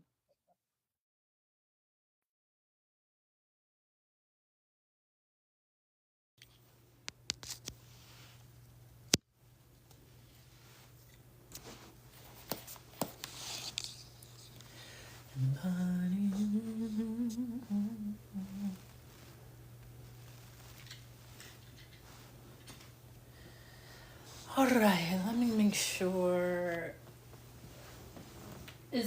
Are you a massage therapist? Are you a massage therapist? Because if you're not a massage therapist, are you a Reiki healer? So being connected to your purpose or your gift is an act of courage.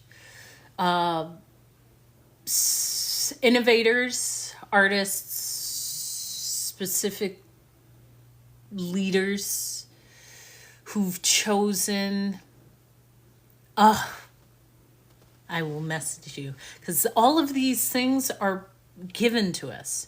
And I had someone say, like, Hope, when you talk, you're thank you, Earth Angel. I'm an Earth Angel too. Thank you. I call it, this is my pumpkin spice latte color. Thank you, because it gets darker in the back. I appreciate that. Oh shoot, hold on.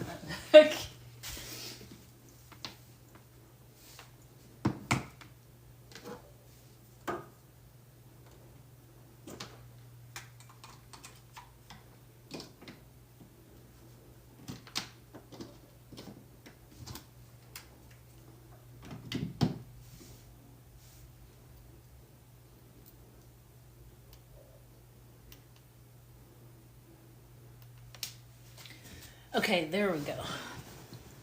So, as I was saying,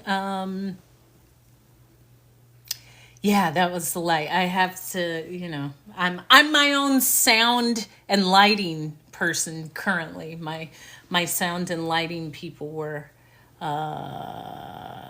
busy.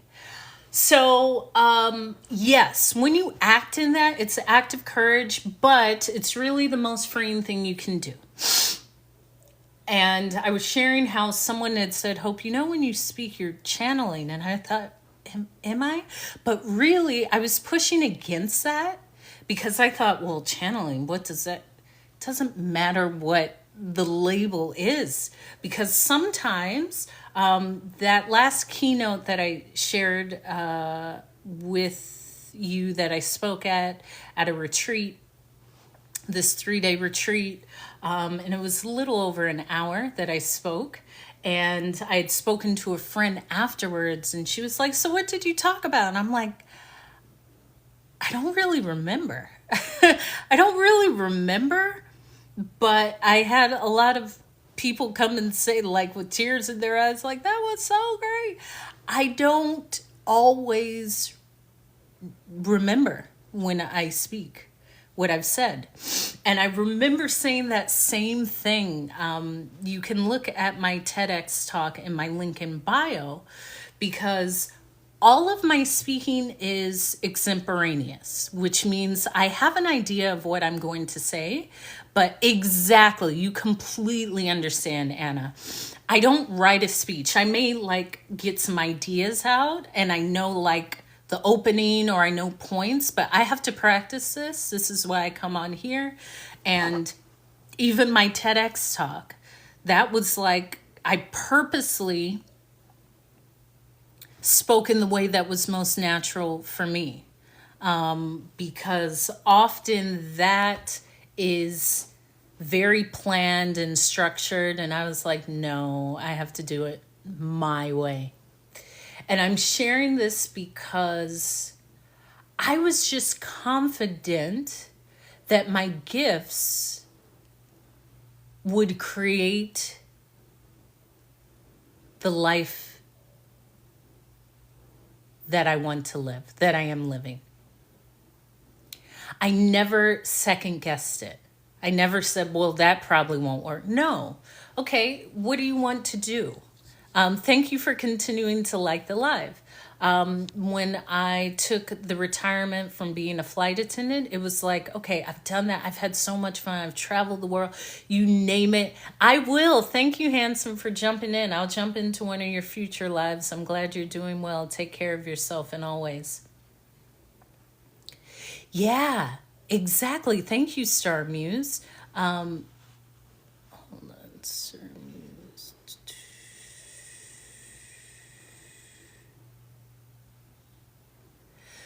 So I never second guessed it, but I actually was like, okay, let me make sure this charges because I do not want this to just like turn off. Are you cheating? How cheating what? Cheating what? I have this plugged into my computer because my computer charges my phone faster. However, my computer is actually not. Hero, stop this nonsense. This is some rigmarole. There is no cheating because you're being ridiculous right now. You really are. Absolutely. And as typical males can be, handsome is handsome. Thank you, handsome hearts. Don't try to give the secret, handsome. See, you see how people do? And this is how people get caught up. Because even if there was a secret, then he goes and sends some hearts. And then people get found out, okay? This is how people get found out. That's why as a flight attendant, you could never find me out. I'm all around the world, baby. You can't find me out. Okay? Quit trying to, stop.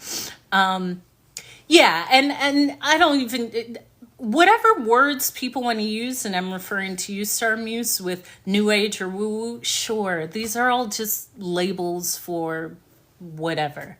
However, I love what I do. And when I took the choice to retire from flying to becoming a professional speaker, it was always of, this is what I'm going to do. And I will be the best at it. It will take time and all of these things. But sure, it was never, but will it work? How will it work? How much? No, of course, speaking, in fact, is an incredibly lucrative industry, but I made a choice not to do anything for money. That will always come, but I made a diligent choice that I'm living and creating and loving what I do. There's aspects that will not understand what that actually means. Because if you have to do that for money, then you often will do things you don't want to. And I've actually been in a space of never doing anything solely for money. When I was flying or a makeup artist or modeling or selling vintage clothes, these are all things I loved. But I went even more extreme, like, no, I'm just simply not doing anything with the return of money being the forefront of why I'm doing it. I'm powered by something else. And it is a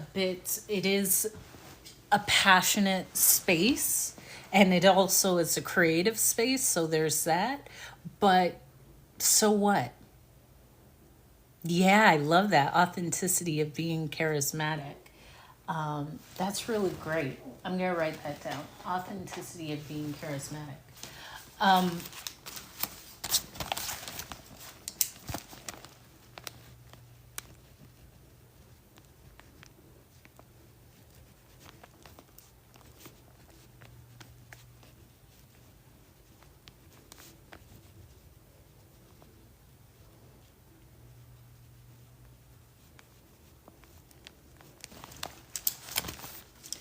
I am not. My mother is. I love that. I'm going to use that. May be the speech, the authenticity of being charismatic. I really appreciate you for saying that. And I do write down a lot. I write a lot during the day. I always have a pad of paper and a pen. I'm constantly writing phrases. And I love that. You've signed your rights away. But I really made that choice of like, I'm not doing nothing for money. Money always comes. I'm an exceptional person, and trust me, it flows with abundance. Prosperity finds me in a multitude of ways. I am not one that says, I will make it work with 25 cents. No, I like what I like. I love what I love, and I will only have what I want in that way. But it means something. And when I chose to occupy this space, it was truly a space of never used it before now. That means that channel came straight to you.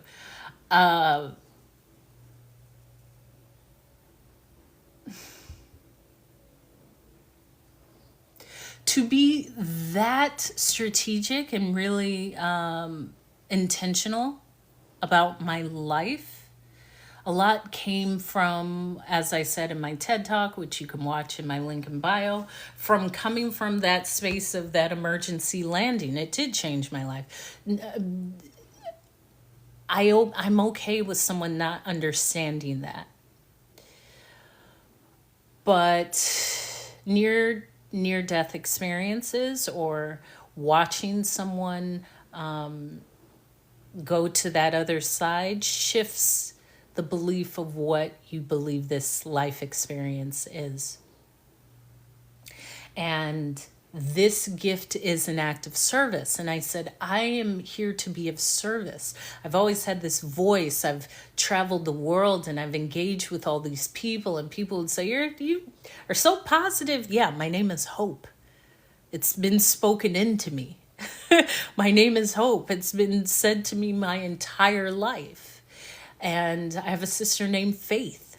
And I have a sister named Charity. So there's that thought process of what my parents wanted in the world. There's so many layers to this, that not only is this an act of service, it's like what I love to do. And if this aids someone in some way, I've fulfilled my life purpose.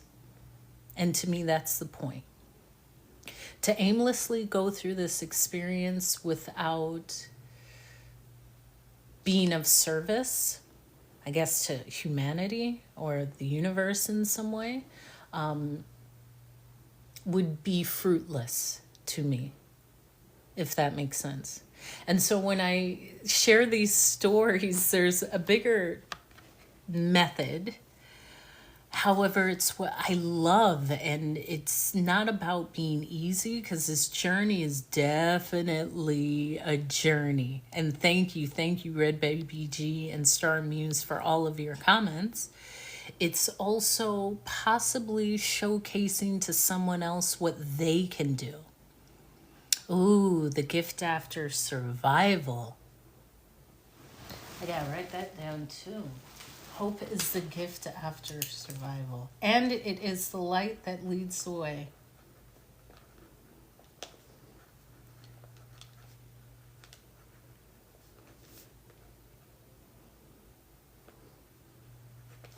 I purposely only write in cursive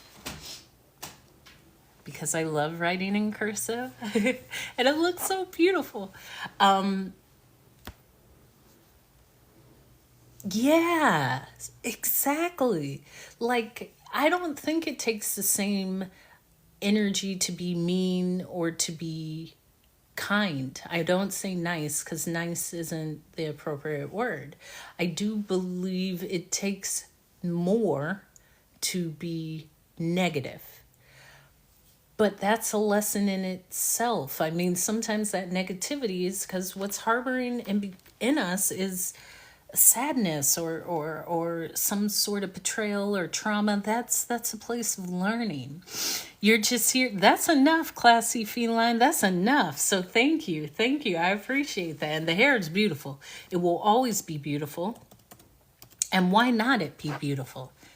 The point is to bring the beauty, okay? And I will do that. So I'm glad that you are appreciative of the beautiful pumpkin spice latte hair that I I don't know how long ago I did this. I don't know how long ago, but even that skill, which I learned from my flatmate when I lived in London, very with pleasure. I'm glad you like it. Very skilled colorist, hairstylist, like amazing. She's gifted, and she taught me the color wheel and how to bleach and tone and the different colors and how to cut and how to do a blowout. Like, I really went to cosmetology school. And so I'm sharing this because there's always something to learn in every space. Why, Hiro? If you listen to me speak, you could probably answer that question yourself. And so there. You so what I there was one last closing thing, and then I may go. I wasn't even intending on being on this long. I wasn't. Um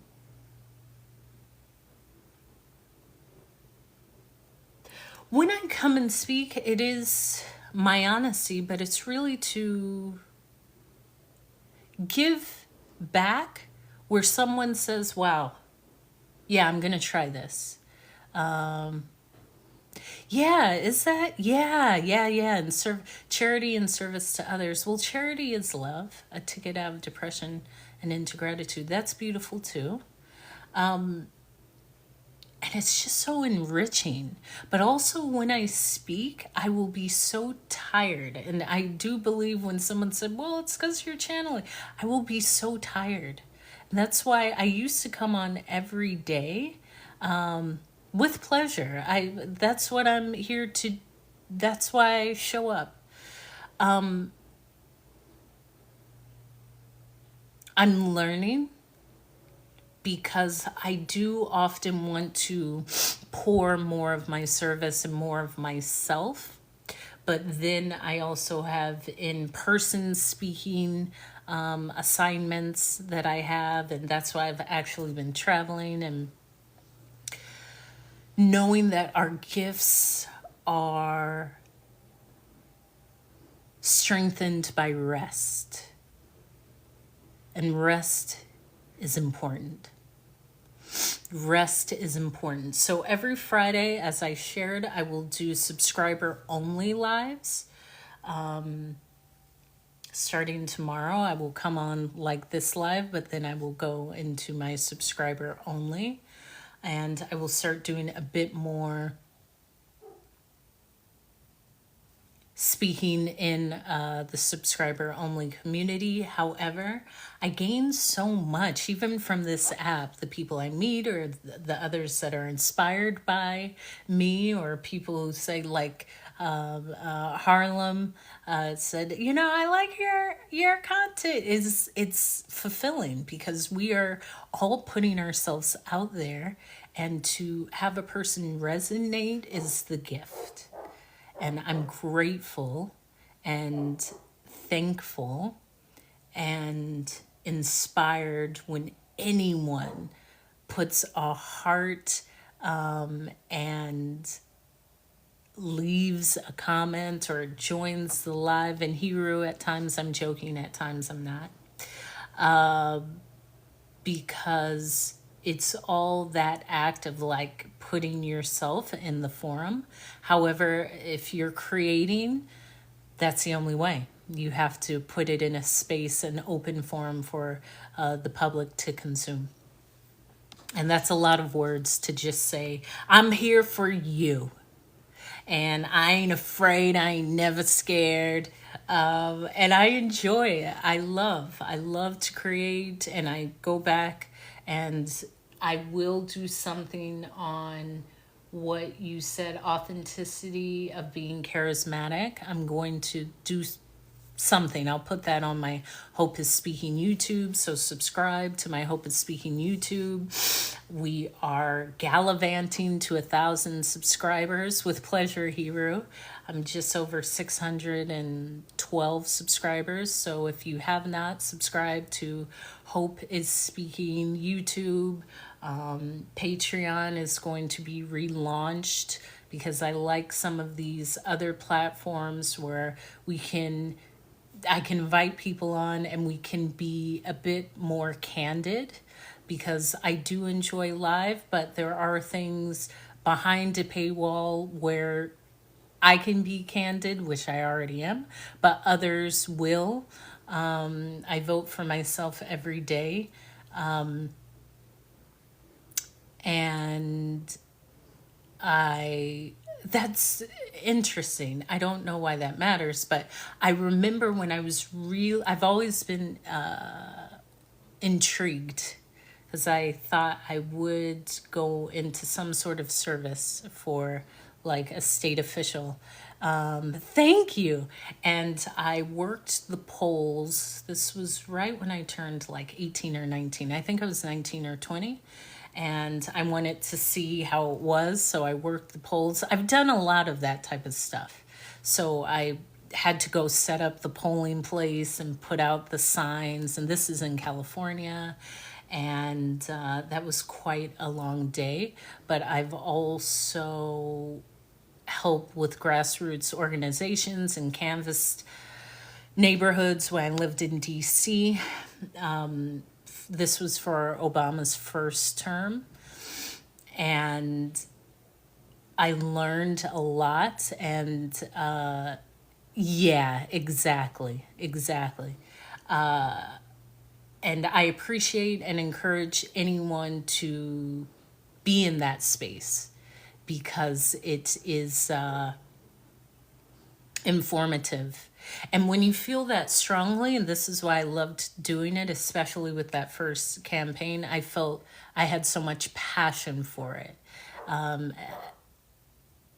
And going and knocking on doors, I watched my dad do this, but knocking on doors and talking to people, there's a reason why I'm so comfortable talking. I've done that, especially with political campaigns. When you go and knock on doors, you never know the response you're going to receive. However, it doesn't matter. I can spin anything and it's never towards you. It doesn't matter. So I am going to hop off the live. This was a great live. Thank you, Star Muse. I'm going to send you a DM. And for everyone who's joined, thank you. I gained so much from sharing and being here. Thank you, Classy Feline. Oh, okay, cool. Mag, did you say this whole time? Did you say this whole time? Thank you, Earth Angel K, because I'm an Earth Angel as well. I will maybe do a live again cooking, because it is harvest season, and I was going to speak on that. Maybe I'll speak on that tomorrow, because a lot of seeds we've been planting are coming now. However, it is like pomegranate season, and I have a lot of pomegranates, which my mom calls plumogranates. And I say, Mom, there's no L. And she says, girl, it's a plumogranate, but it's a pomegranate.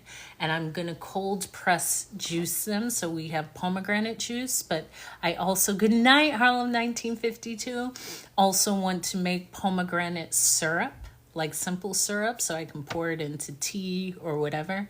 So that is an idea. I have tons of lemons because it's citrus season. Let me see what pomegranate leaves.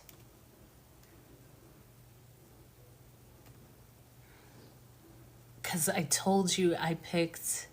Okay, yeah, delectable. I love that.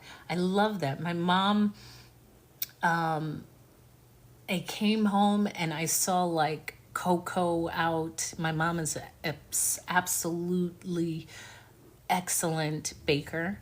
And so I was like, did she make a chocolate cake? Because I smelled something in the oven. And she had pulled out some cornbread, because she makes the old fashioned, like with cornmeal. I said, this is great. Like, my mom's always making some delicious homemade treats. So I am going to Google very quickly what are the health benefits of pomegranate leaves, like as a tea, and then I'm going to hop off.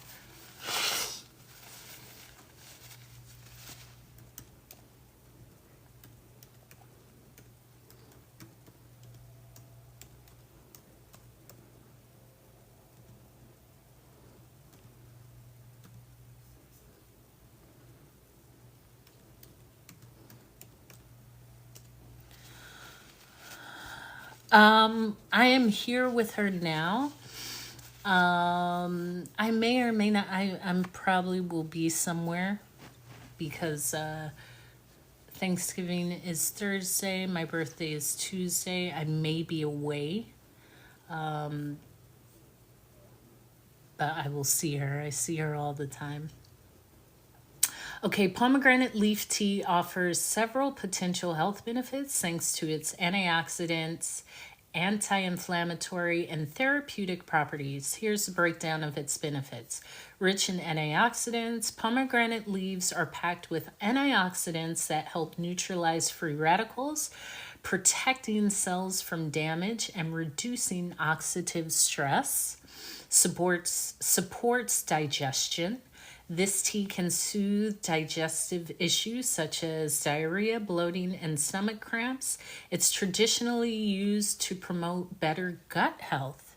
Did anyone know that about pomegranate leaves? That's why any fruit tree, I always pick the leaves and then I come to ChatGPT or Google and see the health benefits, and I make everything into a tea. Okay, anti-inflammatory properties. Pomegranate leaves contain compounds that may reduce inflammation in the body, potentially helping with chronic conditions like arthritis. Yeah, well, red raspberry leaf tea is exceptional for women, for people with uteruses for the entire month. Yeah, absolutely. I would forage them because in Maui on one of my hikes, I had just I just had red raspberry leaves growing everywhere out in the wild. And I love hibiscus. May add in weight management. Drinking pomegranate leaf tea may help regulate metabolism and fat absorption, supporting weight loss goals when combined with a healthy diet. Yes, it is beautiful. Improves skin health. I knew it. I knew it. The tea's antioxidants and anti inflammatory effects may promote clearer, healthier skin by reducing inflammation and fighting free radical damage. Boosts immunity. Rich in natural compounds, pomegranate leaf tea may help strengthen the immune system, making it easier to fight off illnesses. Help manage blood sugar. Some studies suggest that pomegranate leaf tea may help stabilize blood sugar levels, potentially beneficial for those with diabetes. Relaxation and stress relief. Drinking this tea can have calming benefits, help to reduce stress, and improve sleep quality. Oh, I'm going to make this tonight. Yeah, I'm going to make this tonight. Yeah, sure. I have exceptional health. In fact, my blood pressure is low. And the doctor always said it's better to have it slightly lower than ideal than higher. Like I have no me stressed out, high blood pressure. No. But I may make some content about that. You know, I love that. So today I did pick that, some fresh lavender, not lemon balm, lavender, lemon balm, eucalyptus, rosemary, and I was going to pick tarragon because I have a neighbor that their whole front yard is like a beautiful garden of tarragon and sage and everything. Did I pick sage today? No. So I will make some pomegranate leaf tea. and I am going to enjoy that. I will upload, as I said, go and subscribe to Hope is Speaking YouTube, because I upload all of my lives, as well as, oh, okay, that's a great blood pressure. Why would I text you? If you have to ask, first of all, here, let me tell you this, okay? You aren't it. And you aren't it because you have to ask that. I don't even have your contact. You are just here in this live with me. But any gentleman who would be able to be on that level with me would never ask that, because they wouldn't ask that, because they would be the one contacting me. I don't contact any gentleman. I don't do anything. If they don't contact me, then we are not in contact. However, I'm instructing you on my standard. I would not. That's not courting. Courting isn't me contacting you. And it's appreciative that you say this. And no, Mag even knows. And Mag is my number one. Okay? You see him putting the eyes, you see him saying, look at the astonishing beauty. You don't say that. You need to learn from Mag, who has the hoodie on, right? No, I'm exceptional. And let me share, and I will share this. A woman of my stature does not ever reach out to a gentleman, because they understand the beauty of Hope is to be in her presence. And I can provide her with what she needs where she would want to be in my presence. Meaning, someone did say that and I laughed, like that isn't it. Texting is for grocery lists. Yeah. Listen, everybody got a shot. The 26th, you send a gift, a grand gesture, go to my link in bio. But outside of that, no. Step into a space of being a gentleman. I don't even say a man. I say a gentleman, because it presents differently. That's what my father was. My father is an exceptional man. Exceptional. I'm an exceptional woman. I'm clear. I'm sober. I'm working out. I'm on my game. I'm abstinent. You wouldn't even know how to handle my energy just standing next to me. There's no one like me. A lot of you would be so intimidated, you would already take yourself out of the running. I don't think about it because it's not a thought that I'm even thinking. I don't care. If I did, this wouldn't be the conversation and it wouldn't be here. I'm not thinking about you in any sort of way. You are just a comment on the screen, which is showing me you ain't enough. And that is okay. However, as I said, if you even enjoy when I speak here, you probably wouldn't be able to stand in a room next to me, because I attract that attention in every space. And I like to share this online. Imagine if you were with me at my TED Talk and everyone is like, oh my gosh, it's Hope, speak, oh my God. Wouldn't that make you feel uncomfortable? You wouldn't even know what to do. And that's okay. But this is purposeful, because my father allowed me to grow into a position where there is a certain group of people that won't ever approach me because they know they can't. This isn't about anything even financial. This is really about the energy and the power that you possess within yourself. Your confidence, your integrity, your honesty, your transparency. That's what I'm talking about. Often it's just thought of course, it's just thought of in a financial aspect. This is about integrity. This is about maintaining your word. This is about honesty. This is about your sheer spirit. And this isn't to bring you into a negative space at all. It's actually aspirational because I believe in you. However, to know is to understand that's not how I approach that. That's not how I approach that. Ever.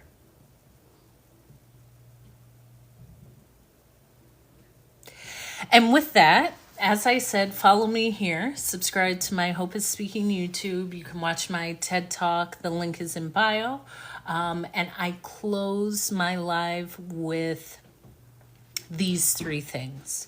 First, be the reflection of love because we all come from an infinite source of love. Secondly, show up. Show up for your dream. Show up for your workout. Show up. Because if you don't show up, nothing happens. And finally, recognize the goodness that is you. There's always something that we can do to raise the greatness that is us. What's up, Grandma Whoople? I saw you. I joined one of your lives when you were reading. You are aspirational at its best. So there we are. I will see you sometime tomorrow. And thank you for being here. Mag, you are my favorite. You are my favorite, but we didn't get to 10,000, so I don't know what to say. Do better. I love you all. I will see you later. Bye.